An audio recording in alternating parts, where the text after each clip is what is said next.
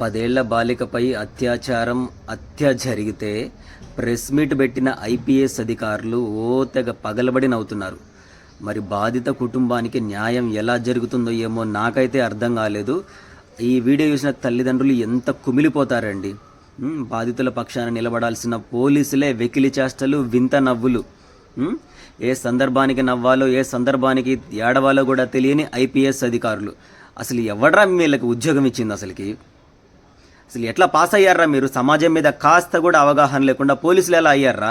నేను ఈ వీడియో చూసిన తర్వాత ఒకటే మాట అనుకున్నా, నిజంగా వీళ్ళని అసలు ఎవరైనా సస్పెండ్ చేస్తే బాగుండు ఇలాంటి రాక్షసుల్ని అనుకున్నట్లుగానే మన సీఎం విజయ్ సార్, ఇళయ దళపతి విజయ్ సార్ వీళ్ళని సస్పెండ్ చేస్తూ ఉత్తర్వులు జారీ చేశాడు.